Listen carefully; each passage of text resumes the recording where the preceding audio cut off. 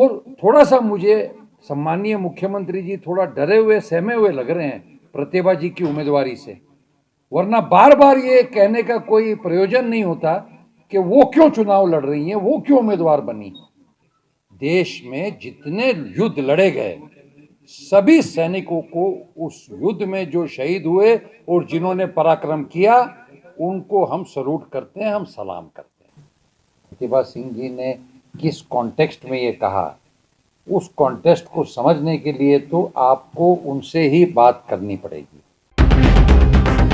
सत्ता का semifinal sponsored by Ratan jewellers Indira market Mandi, shop number 13 and 14, को sponsored by संकल्प क्लासेस नीर चौक, powered by Refresh Mattresses, India's #1 customer satisfaction brand with 99.5% satisfied customers. Himachal Pradesh के मंडी संसदीय क्षेत्र में होने वाले लोकसभा उपचुनाव के चलते दिन प्रतिदिन क्षेत्र में सियासी हलचल तेज हो गई है, जिसके चलते राजनीतिक दलों के द्वारा एक दूसरे पर आरोप प्रत्यारोप का सिलसिला भी जारी हो गया है। बुधवार को मंडी में आयोजित एक पत्रकार वार्ता के दौरान अखिल भारतीय कांग्रेस कमेटी के राष्ट्रीय सचिव व प्रदेश सह प्रभारी ने परिवारवाद के मुद्दे पर भारतीय जनता पार्टी पर जमकर पलटवार किया।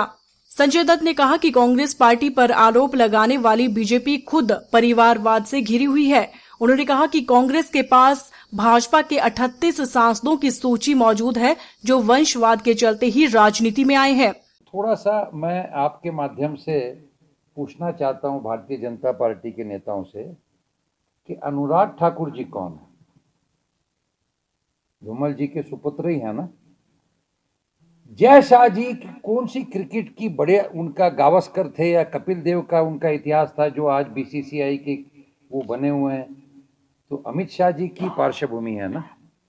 योगी आदित्यनाथ जी के भी पिताजी सांसद रह चुके हैं, महंत अवैधनाथ जी, जो केंद्र में मंत्री हैं, मोदी जी के करीबी हैं, धर्मेंद्र प्रधान जी। उनके पिता श्री देवेंद्र प्रधान जी भी पूर्व सांसद मंत्री रह चुके हैं। आज कर्नाटका के मुख्यमंत्री बने हैं बसवराज बोम्मई जी, उनके पिताश्री भी पूर्व मुख्यमंत्री रह चुके हैं, एसआर बोम्मई जी। ये कुछ उदाहरण मैंने दिए, नाम गिनने में जाऊंगा तो शायद इसकी लिस्ट काफी बड़ी हो जाएगी। आज भारतीय जनता पार्टी के परिवारवाद से संबंधित पार्लियामेंट में, लोकसभा में रिकॉर्ड है 38 एमपी हैं, 38 एमपी। तो भारतीय जनता पार्टी को परिवारवाद की बात करने का क्या अधिकार है? आईना देखेंगे तो असलियत का उनको ख्याल आ जाएगा। संजय दत्त ने कहा कि कांग्रेस पार्टी ने मंडी लोकसभा सीट से प्रतिभा सिंह को टिकट दिया है और मुख्यमंत्री जयराम ठाकुर प्रतिभा सिंह के चुनाव मैदान में उतरने के बाद सहम गए हैं, तभी तो वह हर जगह जाकर उनका विरोध कर रहे हैं। वहीं पत्रकार वार्ता के दौरान संजय दत्त मीडिया के सवालों से भी बचते हुए नजर आए। कांग्रेस प्रत्याशी प्रतिभा सिंह द्वारा कारगिल युद्ध को छोटा युद्ध बताए जाने पर पूछे गए सवाल का जवाब देते हुए उन्होंने कहा कि जिन्होंने यह बयान दिया है वही इसका स्पष्टीकरण दे सकती हैं। उन्होंने कहा कि कांग्रेस पार्टी ने हमेशा से सेना और शहीदों का सम्मान किया है। भारतीय जनता पार्टी का ये अब तरीका ही बन गया है कि किसी भी चुनाव में जो मूल मुद्दे हैं उनके ऊपर चर्चा ना करते हुए वो इश्यूज को डिफ्लेक्ट करें ताकि जनता को गुमराह करके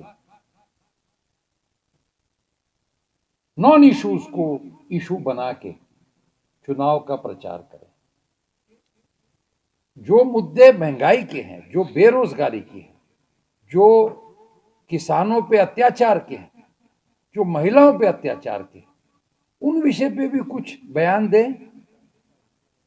उनको चिंता यह लगी हुई है कि प्रतिभा सिंह जी क्यों उम्मीदवार बन गई। आज भी मैंने पेपर में पढ़ा, कल उन्होंने कोई पब्लिक मीटिंग में कहा। अब ये तो पार्टी का निर्णय है ना। हमने तो कभी नहीं कहा कि आपने जो है जुबल कोटखाई में वो चेतन बरागता जी को टिकट क्यों नहीं दिया, नीलम जी को क्यों दिया। ये तो भारतीय जनता पार्टी का अंतर्गत विषय है।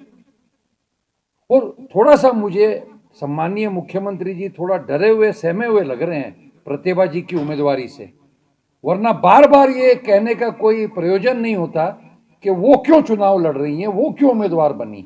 आज तक जितने युद्ध लड़े गए, देश में जितने युद्ध लड़े गए, सभी सैनिकों को उस युद्ध में जो शहीद हुए और जिन्होंने पराक्रम किया, उनको हम सल्यूट करते हैं, हम सलाम करते हैं।